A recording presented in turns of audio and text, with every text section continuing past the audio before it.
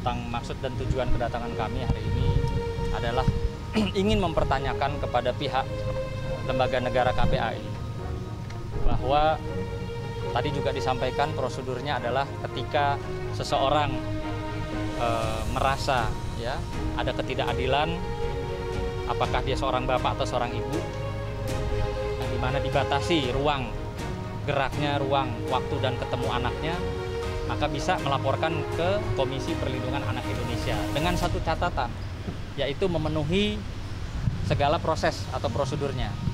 Maka tadi kami pastikan, kami tanyakan bahwa ketika orang mengadu, entah itu bapak atau ibu, dia harus mengikut sertakan dokumen legalitas bahwa dia betul adalah seorang ibunya, bahwa dia betul adalah seorang bapaknya yang sedang mengalami kesulitan bertemu dengan anak.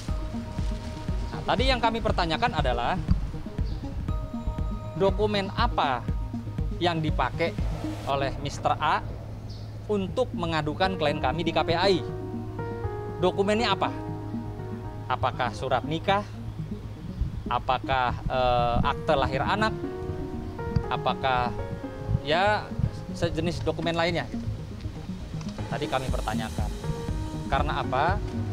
Ini ada kepentingannya dengan laporan dugaan adanya pemalsuan dokumen yang sudah dilaporkan oleh Bu Aska. Jadi kami ingin memastikan bahwa dokumen apa sih yang dipakai oleh Mr. A untuk mengadukan sehingga klien kami dipanggil di KPAI. Ya, saya minta pihak KPAI bisa transparan.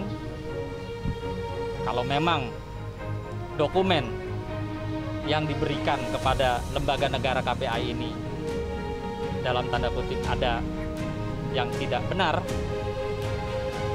ya itu yang kami minta untuk kejelasan dan transparan. Silakan saja yang namanya ya pengacara, yang namanya pihak yang berlawanan dengan kita, siapkan aja bukti-buktinya saja. Ya, faktanya saya harus sampaikan dengan tegas di sini bahwa Aska ini adalah wanita Indonesia, anak ini adalah anak Indonesia. Yang kedua, tadi Kak Sudin sudah sampaikan bahwa anak ini anak ibu.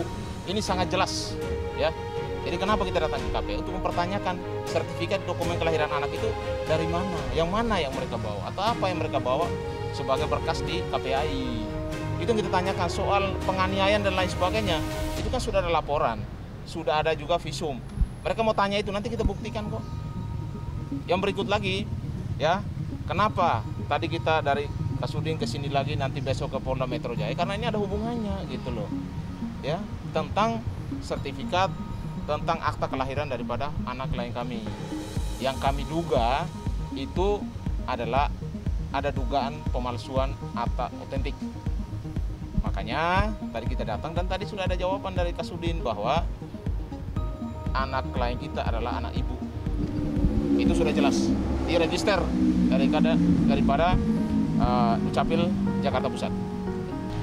Saya menyikapinya bahwa insya Allah klien saya, Ibu Aska ini bukan orang yang halusinasi. Apa yang dia alami, kekerasan berulang, dia ceritakan kepada kami. Tentunya dengan bukti-bukti dokumen yang dia sertakan. Kalaupun dari pihak sebelah tidak mengakui, ya, atau justru memutarbalikkan fakta, itu silahkan saja. Ya, cuma perlu diketahui bahwa dalam peristiwa ini, mari kita sama-sama gunakan hati nurani, ya, hati nurani, dan betul-betul secara profesional, tidak membuat mengarang cerita, tidak memutarbalikkan fakta. Tolong kita sama-sama, ya, ikuti proses hukum yang dimana saya juga mendengar dari klarifikasi tim kuasa hukum Mr. A itu mereka patuh hukum. Artinya silahkan saja hadapi kami dengan bukti-bukti. Jangan memberikan argumentasi atau melempar isu-isu ada orang ketiga, ya, atau dan lain sebagainya. Silahkan dibuktikan. Saya sangat senang kalau berhadapan dengan tim kuasa hukum yang berbicara berdasarkan fakta dan bukti otentik. Maka bersama ini, per hari ini, saya meminta, ya, kan tim kuasa hukum udah kenal nih, pengacaranya Aska saya, kan sudah kenal. Saya minta, tolong dibuktikan atas dasar apa, ya, kliennya, Mr. A itu mengadukan klien kami ke KPAI atas dasar dan alat bukti apa. Tolong dibuktikan. Saya minta tolong dibuktikan. Ya, seperti kami juga siap membuktikan segala sesuatunya. Tolong dibuktikan dengan dokumen apa sehingga dia bisa melaporkan peristiwa ini, pengaduan ini, lalu klien kami dipanggil. Saya minta buktinya apa? Apakah paspor? Apakah akte kelahiran anak? Ataukah bukti buku nikah? Tolong diperlihatkan, karena memang saat ini udah menjadi konsumsi publik yang dimana semua harus transparansi, keterbukaan. Ya silahkan kita adu bukti di meja, kan begitu. Janganlah stop untuk melempar isu-isu, ya, menggelar jumpa pers menyatakan bahwa klien kami ini tidak pernah mengalami kekerasan. Mungkin saja Ibu Aska melakukan menyakiti diri sendiri sehingga membuat cerita atau beredar foto-foto. Jangan seperti itulah gitu. Maksud saya, ya silahkan buktikan saja. Kami juga akan membuktikan dengan alat-alat bukti yang kami punya. Jadi jawaban KPAI sendiri tadi bilang ibu yang menangani laporan ini, pengaduan ini sedang tidak masuk, sedang berhalangan. Sehingga tadi Mas Gilang sampaikan, saya akan cek.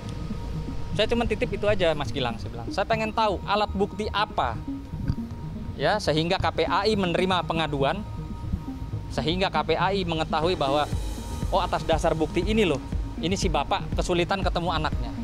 Tadi saya sudah sampaikan, saya minta, ya, diinformasikan bila ada informasi-informasi terkait dengan bukti pada saat dia mengadukan klien kami di KPAI. Ya, artinya bisa dapat dibuktikan oleh klien kami bahwa selama, ya, anak tersebut dalam penguasaan pengasuhan Ibu Aska, ibu kandungnya, silahkan bisa dilihat di Instagram, ya, bisa dilihat di Instagram keseharian Ibu Aska bersama putrinya itu seperti apa, ya, silahkan dilihat. Jadi saya rasa sangat mengada-ngada kalau ada kekhawatiran, ya, tertekan karena anaknya di bawah penguasaan. Ini ibu kandungnya. Iya.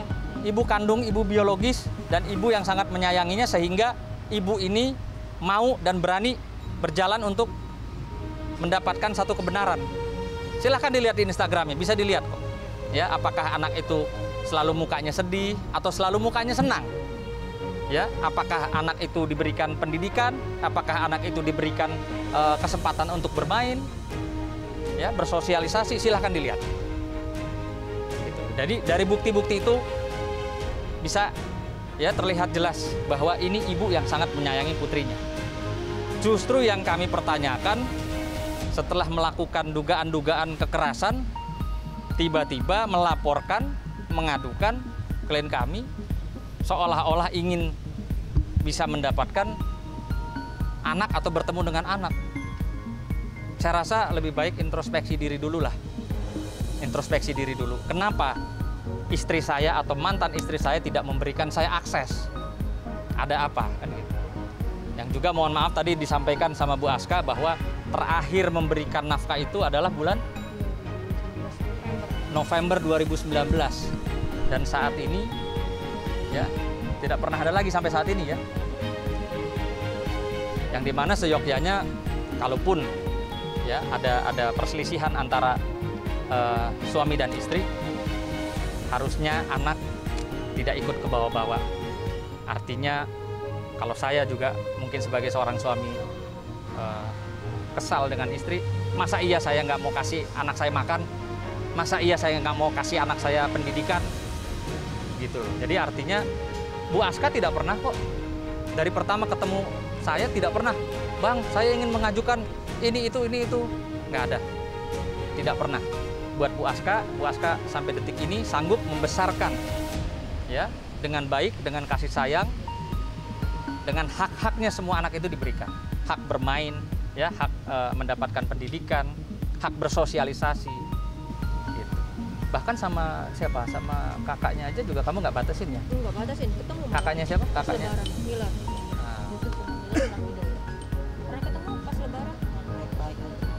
artinya tidak ada gitu loh.